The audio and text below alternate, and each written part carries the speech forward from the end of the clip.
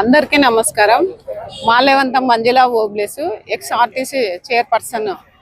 అంబేద్కర్ జయంతి వేడుకల్లో మేము అంబేద్కర్ విగ్రహానికి పూలమాల వేయడానికి వైఎస్ఆర్ పార్టీ తరఫున అందరూ వెళ్ళడం జరిగింది. అక్కడికి టీడీపీ వాళ్ళకన్నా మేము ముందున్నాం. అక్కడ నేను మమ్మల్ని వదిలేస్తున్నారనని నేను పైకి వెళ్ళాను. వెళితేనే మరి తిరిగి చూసేటప్పటికి మా వాళ్ళని రానిలేదు పైకి.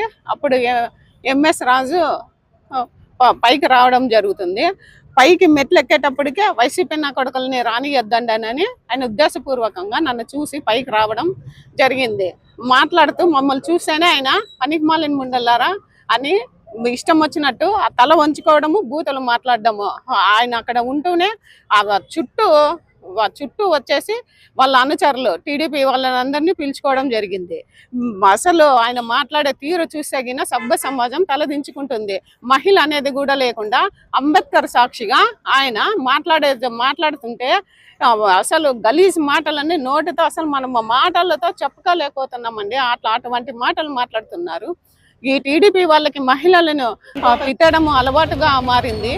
ఆయన మాట్లాడుతూ మీ అంత చూసా మీకు అప్పుడే ఏమైంది, నా భర్త పెన్నోబ్లేసు ఆయన్ని నా కొడుకుని నేను పోలీస్ స్టేషన్ అంటే తిప్పుదు అప్పుడే అయిపోయిందా, ఏమనుకుంటున్నావు, మిమ్మల్ని ఇద్దరిని ఎంత ఇబ్బంది పెడతా నేను అని మీ అంత తేలుస్తానని వార్నింగ్ ఇస్తున్నాడు. సాక్షాత్ అంబేద్కర్ సాక్షిగా జయంతి వేడుకల్లో అది సందర్భమా అని నేను అడుగుతున్నాను. ఏదన్నా ఉంటే నా భర్తతో మీరు రాజకీయం చేయండి. రాజకీయము ఎదుర్కోలేక నా భర్తని ఢీకొట్టడం చేతకాక, రాజకీయం చేసేకి చేతగాక ఆ విధంగా అంతమందిలో అందరూ అక్కడ దగ్గుపాటి ప్రసాద్ గారు ఉన్నారు, ఎమ్మెల్యే శ్రావణి గారు ఉన్నారు, మరి పార్టీ అధ్యక్షులు ఉన్నారు. మరి ఏ విధంగా నువ్వు ముందరకు వచ్చి ప్రోటోకాల్ ఏ విధంగా పాటిస్తున్నావు? అధికార మదముతో కళ్ళు నెత్తినెక్కి తాండవం చేస్తున్నాయా? ఒక మహిళ అనేది కూడా లేకుండా ఇష్టానుసారంగా మాట్లాడుతున్నావా? ఏమి ఇస్తున్నావు సభ్య సమాజానికి? తల తిరుగుతాందా నీకు? ఎమ్మెల్యే అయినంత మాత్రాన మమ్మల్ని మాట్లాడతావా? ఏమనుకుంటున్నావో? నీకు అంత ఈజీగా వదిలిపెట్టే ప్రసక్తే ఉండదని నేను తెలియజేస్తున్నా. ప్రోటోకాల్ ఎక్కడ పాటిస్తున్నావు నువ్వు? నీకు ఇచ్చింది సీట్ ఎక్కడ? మడక్సీరాలో పోయి నువ్వు అంబేద్కర్ విగ్రహాన్ని పూలమాల వేయకుండా ఇక్కడ ఏ ఎమ్మెల్యే లేరా? ఇక్కడ పార్టీ అధ్యక్షులు వారు లేరా? ఎవరు లేరు. ఎందుకు నువ్వు ఉద్దేశపూర్వకంగా వచ్చినాయి? వీడియోలతో సహా నా దగ్గర ఉన్నాయి. బాగా గుర్తుపెట్టుకొని ఉండు. నువ్వు ఏమనుకుంటున్నావో? ఇంకా మమ్మల్ని ఈ విధంగా బెదిరిస్తే బెదిరిపోయి ఉంటాం అనుకుంటున్నావా? నీ ఇంటి దగ్గర వచ్చి మహిళలతో ధర్నా చేస్తా. ఈ విషయాన్ని నేను వదిలిపెట్టే ప్రసక్తే లేదని తెలియజేస్తున్నాను. వైసీపీ మహిళలంటే దళితులు అంటే మీకు అంత చిన్న చూప? టీడీపీ వాళ్ళకి ఏం మెసేజ్ ఇస్తున్నారండి? ఈ రోజు అన్ని రంగాలలో మహిళలు ముందుండాలని, మరి మహిళలకి పదవులు ఇవ్వడంలో కానీ నరేంద్ర మోడీ గారు 33% తీసుకురావడం జరుగుతుంది. మరి మా జగనన్న హయాంలో 50% ఇవ్వడం జరుగుతుంది. అంటే మా జగనన్నను చూసానే బుద్ధి తెచ్చుకోండి. నన్ను నువ్వు దళితుడైనా కూడా ఈ రోజు మెట్లు ఎక్కనీకోకుండా, మరి మెట్లు ఎక్కనీకోకుండా, అంబేద్కర్ దండ ఎన్నికోకుండా అధికార మదముతో నీవు ప్రవర్తిస్తున్నారా? అసలు ఏమనుకుంటున్నావు నేను అడుగుతున్నాము. పచ్చి బూతలు మాట్లాడతావా? ఏం మెసేజ్ ఇస్తున్నావు రాజు? నువ్వు ఏమనుకుంటున్నావు? ఒక మహిళ అనే గౌరవం కూడా లేదా నీకు? అంత విచిత్రంగా మాట్లాడి అంత సభ్య సమాజం దించుకుంటుంది తెలుసా? నీకు వార్నింగ్ ఇస్తావా మమ్మల్ని? ఏం చెయ్యాలని అనుకుంటున్నావు? మీడియా ముందర నేను తెలియజేస్తానా. ఈ రోజు 2 టౌన్ పోలీస్ స్టేషన్ లో నీ కంప్లైంట్ ఇవ్వడం జరిగింది. నాకు గాని, నా భర్తకు గాని, మా కుటుంబానికి గాని శత్రువులు అంటే ఎవరూ లేరు సార్. డిపార్ట్మెంట్ వారంటే మాకు నమ్మకం ఉంది న్యాయం చేస్తారనని.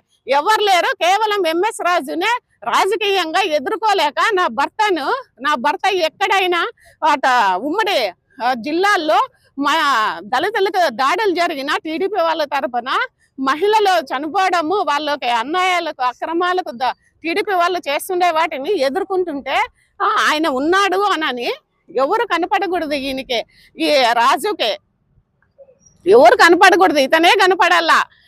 మీకే తెలుస్తుంది అన్న. ఇప్పుడు నేను రాష్ట్రంలో ఉన్న ప్రజలకి, అన్నలకి, అక్కలకి తెలియచేస్తున్నాను. రాజకీయాలకు అతీతంగా ఆలోచించండి. మీ పైన ఉన్న నేను ఉద్దేశపూర్వకంగా వచ్చి వాళ్ళు టీడీపీ వాళ్ళ ప్రకారంగా ప్రోటోకాల్ కూడా పాటించుకోకుండా మమ్మల్ని ఈ విధంగా తిట్టడము సబబా అని నేను అడుగుతున్నాను. నేను మిమ్మల్ని అంత ఈజీగా ఈ విషయాన్ని, నాకు జరిగిన అన్యాయాన్ని న్యాయం జరిగేంత వరకు వదిలిపెట్టాను అని తెలియజేస్తున్నా. మిత్రులకు నమస్కారం. నా పేరు నాగరత్నమ్మ, నార్పల జెడ్పీటీసీ, అలాగే జిల్లా పరిషత్ వైస్ చైర్పర్సన్. అంబేద్కర్ జయంతి రోజున నా ఆర్టీసీ జోనల్ మాజీ చైర్పర్సన్ అయిన మంజుల గారు అంబేద్కర్ గారికి పూలమాలతో నివాళులు అర్పించడానికి రావడం జరిగింది అనంతపురంలో.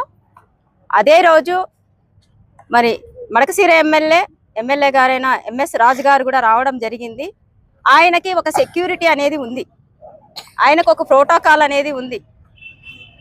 మరి మిగతా ప్రజలకు, మిగతా మహిళలకు అవకాశం ఇవ్వకుండా నేను ముందంటే నేను ముందు అని అంబేద్కర్ విగ్రహం పైకి ఎక్కి మిగతా మహిళల్ని, అందులో మంజుల గారిని అవమానించి మాట్లాడడము, కన్నీటి పర్యంతం చేసి తనను బాధ పెట్టడము చాలా అన్యాయకరం.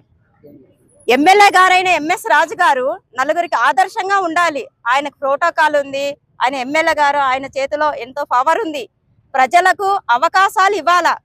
ఇక్కడ అంబేద్కర్ గారు పార్టీలకు అతీతంగా, రాజకీయాలకు అతీతంగా, కులాలకు అతీతంగా ఆయన అందరి వ్యక్తి, అందరి వాడు.